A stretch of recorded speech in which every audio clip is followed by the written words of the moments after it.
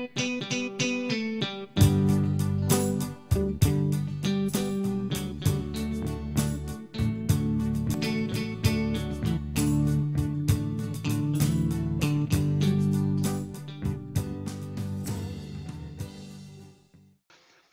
die eerste 4 verse van Jakobus 1, van Jakobus, 'n dienaar van God, en die Here Jesus Christus aan die 12 stamme wat oor die wêreld heen versprei is, groete.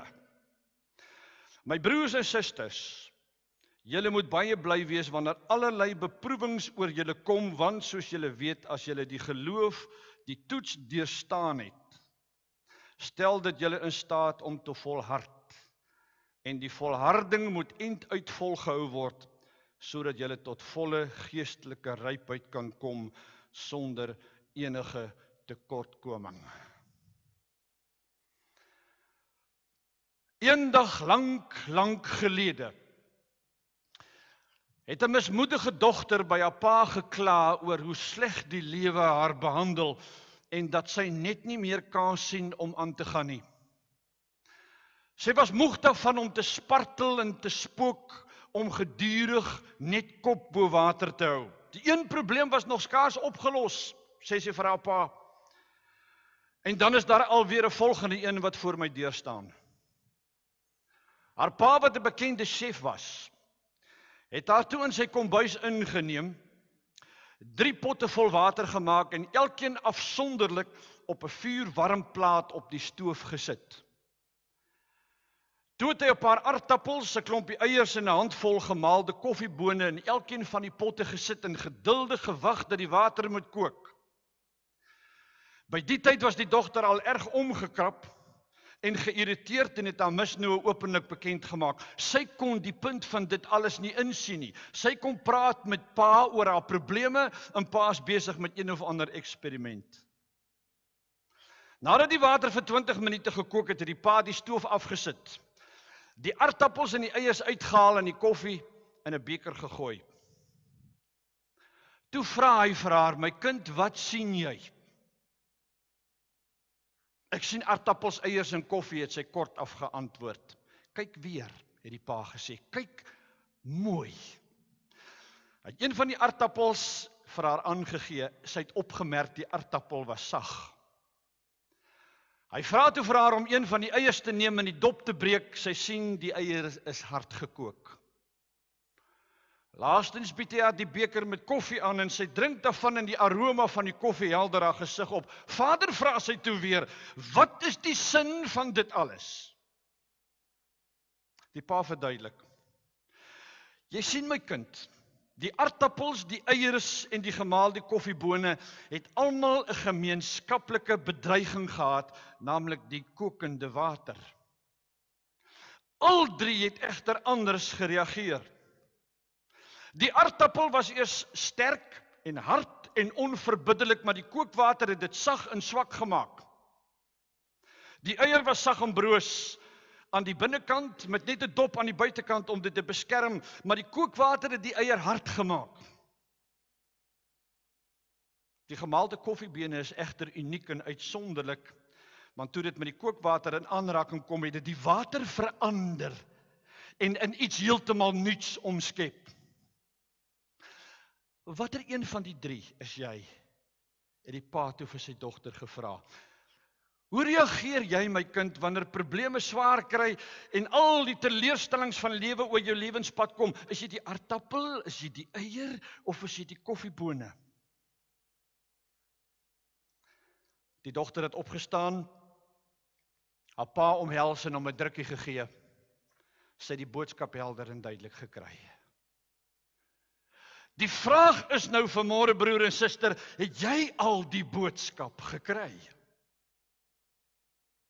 Wanneer die bekende sielkundige van Amerika, M. Scott Peck, in die 70e jare sy fenominale boek The Road Less Traveled skryf, begin hy dit met 3 woorde. Life is difficult. Toe ek M. Scott Peck se boek die heel eerste keer oopgemaak en daarin begin lees het, het sy openingswoorde my soos 'n koppie yskoue water in die gesig getref. En ek het by myself gedink, "Sjoe, wat 'n negatiewe manier om 'n inleiding mee te begin." Hoe inspireer jy mense wat jou boek lees of na jou preek moet luister as jy op so 'n somber noot begin? Maar hoe verder ek in M. Scott Peck se boek gelees het, broers en susters, hoe meer het ek tot die gevolgtrekking gekom dat die man presies weet waarvan hy praat. Ons, ek en jy vanmôre, is soos die aardappels, die eiers en die koffiebone. Almal van ons wat hier sit, het 'n gemeenskaplike bedreiging. En of jy dit vanmôre insien en of jy dit nie insien nie, en of jy dit erken en of jy dit nie erken nie, die bedreiging vanmôre is die lewe self. Dink vir 'n oomblik daaroor na. Met ons geboorte word elkeen van ons, soos die Engelsman sê, as dit ware in 'n hostile environment ingewerp. En ek en jy het nie beheer daaroor waar ons in die lewe beland nie. As jy byvoorbeeld jou eerste lewenslig in Wallace Dean in se plakkerkamp in plaas van Bishop's Court se stinkryk woonbuurte aanskou, wil ek vanmôre vir jou sê, het jy alreeds 'n agterstand in die lewe so groot dat jy dit bykans nooit sal kan uitwis nie. Trouwens, jy sal jou hele lewe lank hard moet werk, moet stry, opofferings moet maak, in swoeg, in sweet, om eendag te kom waar die persoon van Bishop's Court reeds van sy geboorte is. Baie babas kom normaal en gesond die lewe in.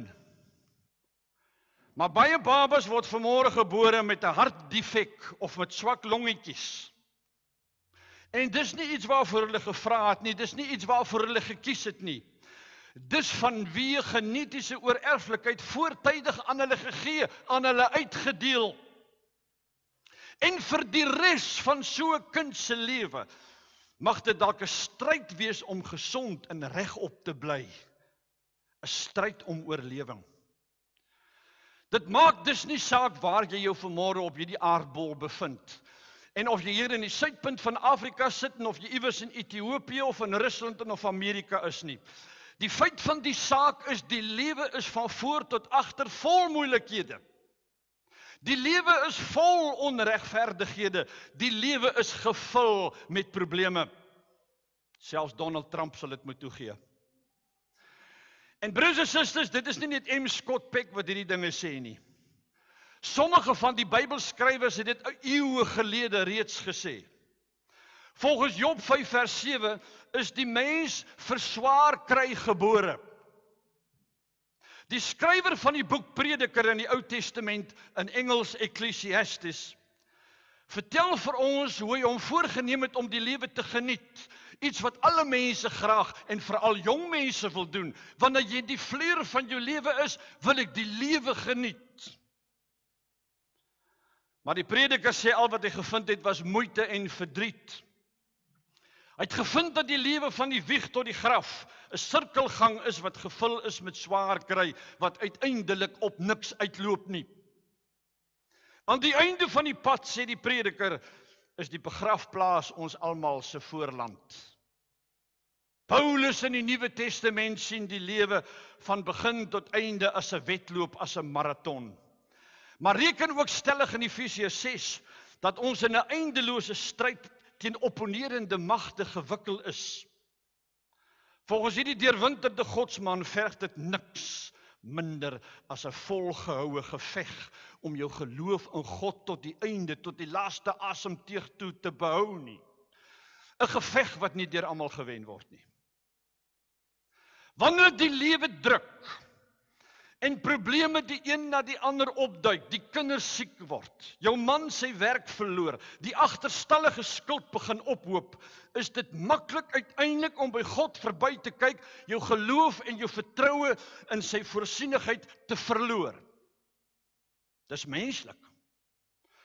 Dis menslik dat ek en jy wat net vlees en bloed is, uiteindelik moeg en moedeloos word. En wanneer jy moeg en moedeloos word die lewe per se, die lewe as sulks jou grootste mededinger. Word die lewe self jou grootste opponerende mag, want wie in die lewensresies begin moeg word en uitsak, het die lewensresies verloor. Nou weet ek vanmôre dat daar sommige geloofsgroepe en kerklike tradisies is, wat verkondig dat die lewe saam met Jesus een groot wonderlike lied is. En dat health, wealth en prosperity jou soos 'n getroue skaaphond jou hele lewe lank gaan agtervolg, net omdat jy wedergebore is. Maar dit is uit en uit 'n leuen. Die sogenaamde voorspoedsteologie mag dalk nader aan die Amerikaanse droom wees. Jy kan sulke dinge vir mense in Silicon Valley loop en vertel, maar dit is waaragtig so ver en verwyderd van die boodskap van die Bybel, soos wat die ooste is, verwyderd is van die weste. Jesus praat in die Nuwe Testament openlik van kruisdra. Hy sê vir sy mense wat agter hom aankom, die lewe is vol swaar kry en vervolging. En die stryd van die lewe, broers en susters, hou nie op. Die oomblik wanneer ek en jy 'n oorgawe maak die dag, en wanneer ons 'n dag en 'n datum het, en wanneer jy 'n disipel van Christus word nie, inteendeel. Soos ek die Bybel verstaan, begin jou eintlike stryd dan juis eers. Dit herinner aan die formidabele Duitse teoloog Dietrich Bonhoeffer wat gesê het, when Christ calls a man, he bids him come and die. Dit, broers en susters, is min of meer die strekking van die ware boodskap wat Christus verkondig het. Stry die goeie stryd van die geloof, sê Paulus aan die jong Timoteus, en ek kan dit beamoen. Dit is die onverwaterde evangelie. Dit bring ons by 'n ander groot waarheid vanmôre, en dit is, ek en jy het 'n keuse hoe ons die lewe wil benader. Voltaire het die lewe met 'n kaartspel vergelyk. En hy het gesê, elke speler moet die kaarte aanvaar wat aan hom uitgedeel word. Maar die oomblik wanneer jy die kaarte in die hand het, besluit jy en jy alleen hoe jy hulle gaan speel, hoe om te wen. Nou luister nou mooi na my vanmôre. Jy kan vir die res van jou lewe 'n klaarkous bly. En van die môre tot die aand murmureer oor hoe moeilik dit met jou gaan en al die terugslae wat jy al in jou lewe moes ervaar en verduur het. Of jy kan vanmôre hier wat jy sit besluit om jou probleme en jou terugslae in die lewe in 'n wensituasie te omskep. The choice is entirely up to you. Met ander woorde wat ek vir jou probeer sê vanmôre, jy kan besluit daar waar jy in jou stoel sit, of jy die aardappel, die eier of die koffiebone wil wees. Almal van ons wat hier sit, ondervind probleme. Dit is 'n klipharde feit, dit is 'n gegewe van die lewe. Moenie vanmôre onder die waan verkeer dat hierdie swaar lot net sommige mense tref en dat ander dit gespaar bly nie. Almal van ons wat hier sit, ondervind een of ander tyd teleurstelling. Soms is dit 'n teleurstelling op teleurstelling. Almal van ons wat vanmôre hier sit, moet op een of ander manier dit probeer regkry om deur die branders van die lewe te swem, om oor die hindernisse van die lewe te spring. Maar, en hier lê die groot Gordiaanse knoop, almal van ons weet ongelukkig nie hoe om dit reg te kry nie. Baie mense gaan onkundig deur die lewe. Jong mense gaan universiteit in en gaan universiteit in en kom met die harde, ongenaakbare wêreld in aanraking en het nie 'n cooking clue wat hulle doen nie. Jong mense gaan 'n huwelik in en op die huweliksdag is dit blomme in 'n wit rok en dit is liedere wat gesing word en hulle het nie 'n cooking clue wat hulle doen nie. Jy sien, broers en susters, om die stryd van die lewe te wen, om die laurierkrans te ontvang, vat meer as geluk. Dit vat meer as deursettingsvermoë of 'n stringgrade aan een of ander universiteit. Dit verg veral bepaalde vaardighede. Die Engelsman praat van skills. Ek en jy het skills nodig om die lewe te pak en te wen. Die skrywer van Psalm 16 het dit eeue gelede ook besef. En terwyl hy met sy eie probleme geworstel en beklei het hy op 'n kol vir die Here gesê, Here, leer my hoe om te lewe. Jy sien, broeder, suster, die lewe geluk nie sonder meer nie. Al dink jong mense soms so. Al die goeie dinge in die lewe val ons nie sonder meer, soos 'n ryp vrug in die skoot nie. Die lewe is soos 'n skool. Of jy daarvan hou of nie. Jy sal moet hard werk. Jy sal baie lesse moet leer, baie ure moet insit en moeilike eksamens skryf, anders te gaan jy dit nie maak nie. En ek vind deur die jare dat dit hierdie hoe is wat by mense ontbreek. Hoe moet ek my huwelik maak werk? Jy dink vanmôre almal weet, dis 'n outomatiese gegewe, dis 'n vanselfsprekendheid. Where love is, there is a marriage. Jy kan nie verder van die waarheid wees nie. Hoe moet ek 'n krisis oplos? Hoe maak ek wanneer ek by die kruispunt van die lewe kom? Ek weet nie. En deur die jare het honderde mense in my studeerkamer gekom en gegaan, as gevolg van die feit dat hulle sê, Dominee, ek weet nie. In die strokiesprent Peanuts sit Charlie Brown op 'n dekstoel op 'n groot passasiersboot. Lucy kom na hom toe aangestap. En sy sê vir hom, you know Charlie, some people go through life with their deck chairs facing forward, gazing out where they are going. Others go through life with their deck chairs facing backwards, looking at where they've been. Sy kyk toe stip na Charlie en sy vra vir hom, Charlie Brown, which way is your deck chair facing? Charlie het vir 'n oomblik nagedink en toe geantwoord, I really don't know. I've never been able to get my deck chair unfolded.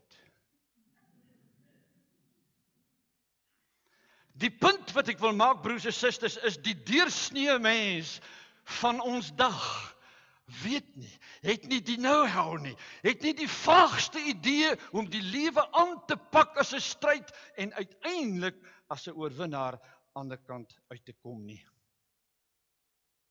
Jong mense van ons dag het nie 'n cooking clue hoe om koffiebone in smaaklike geurende koffie te verander nie. Wanneer die lewe kookpunt bereik, word hulle sag en weerloos soos die aardappel of hard en ongenaakbaar soos die eier. En dit bring my by die kern van my boodskap. Jy sien, daar is verskillende benaderings wat jy kan volg wanneer die lewe soos een groot magtige Goliat voor jou kom staan en jou kom uitdaag. Die eerste benadering wat jy kan volg is, jy kan natuurlik jou probleme en jou krisisse ontken. Die volstryd is lief daarvoor. Maak of dit nie bestaan nie. Sien dit nie raak nie. Jy kan selfs deur 'n mikroskopiese lens na jou probleme kyk en sê, ag, wat my probleme is eintlik niks. Dis onbenullighede. My probleme is klein. En in die proses jouself mislei.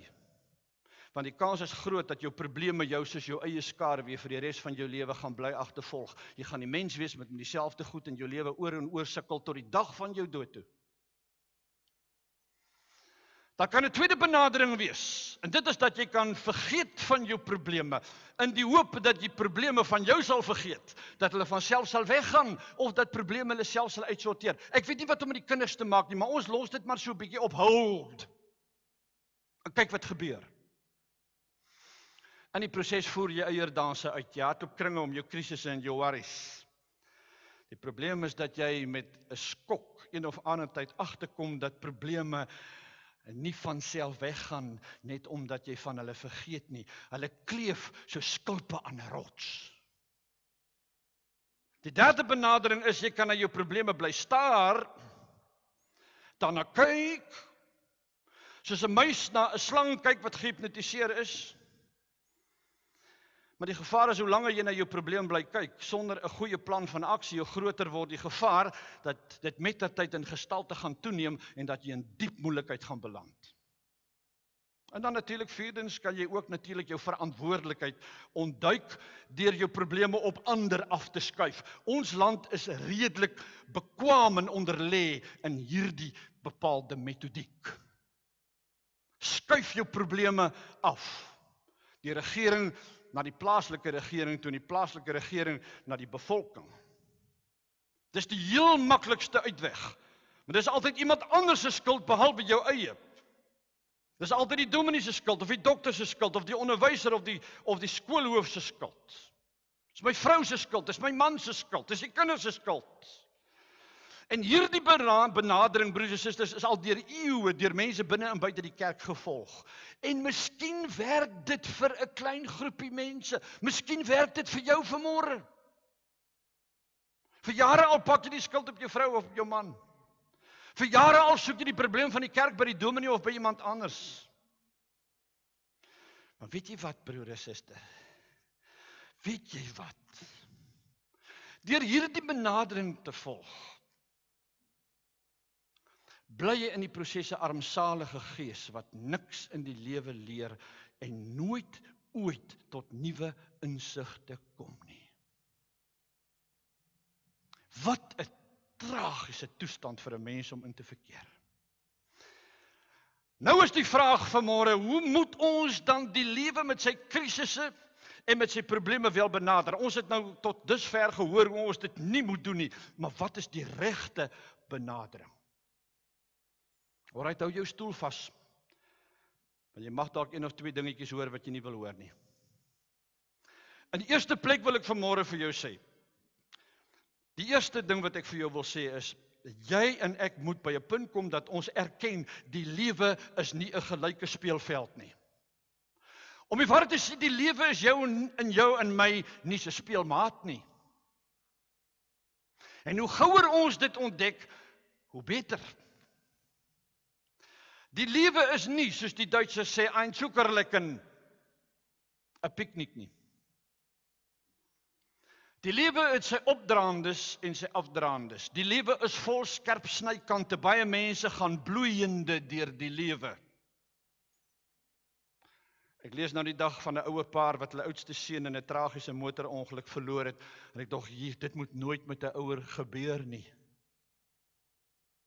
'n Maand daarna is hulle enigste dogter ook in 'n ongeluk dood.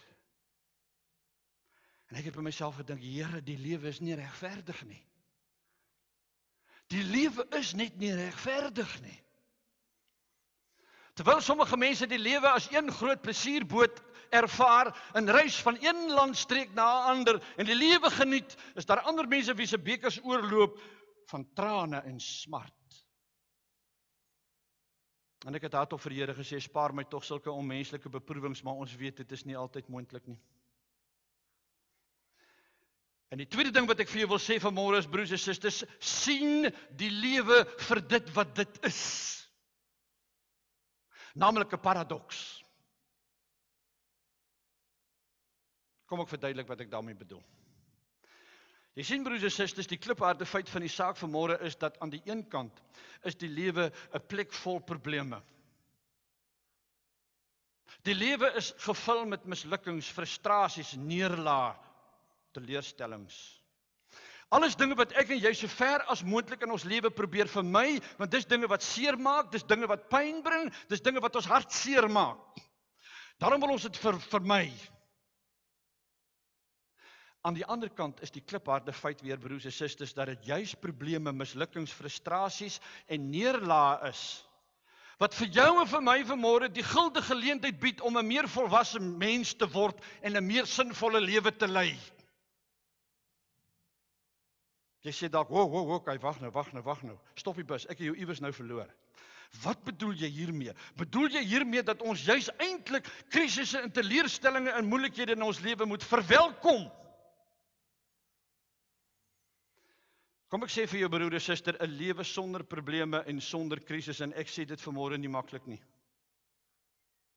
'n Lewe sonder probleme en sonder krisis en sonder teleurstellings en sonder mislukkings is 'n lewe sonder uitdagings en is 'n lewe dus sonder moontlikhede.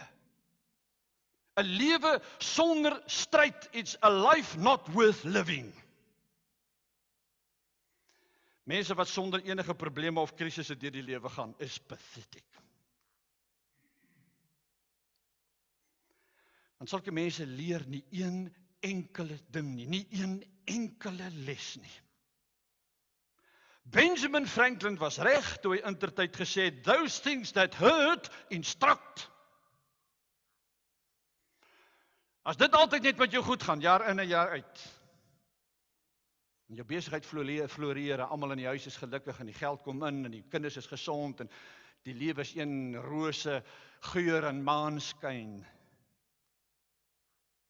gaan jy soos in Psalm 106 vers 15 in die ou Afrikaanse vertaling sê, 'n maarte in jou siel ervaar.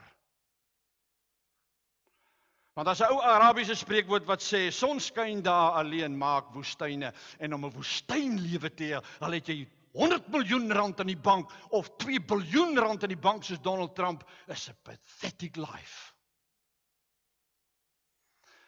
Vreemd soos dit dus vanmôre vir jou mag klink, is dit juis ons swaar kry en juis ons beproewings wat ons die geleentheid bied om beter mense te kan word. En as jy hierdie geheim nie snap nie, snap jy nie die geheim van die lewe nie. Daarom lees ons in Jakobus 1 vers 2 hierdie vreemde woord.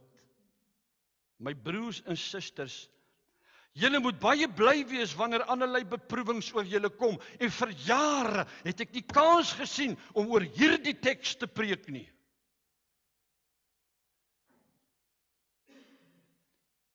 Hoe vreemd kan die evangelie nie klink nie? Dat jy juis met jou teleurstellings en jou mislukkings en jou swaar kry bly moet wees. Dit is 'n paradoks. Maar jy sien, die skrywer van Jakobus het geweet wat baie mense vandag nie weet nie. En dit is juis deur die wind van voor, die swaar opdraanders, die donker dieptes, wat jy nodig het, want uiteindelik sê Jakobus, as jy die toets deurstaan het, die berge uitgeklim het, deur die donker dieptes in die diepste see geswem het, sal dit jou in staat stel om te volhard. Jy sal die resies van die lewe kan hardloop tot by die wenstreep toe.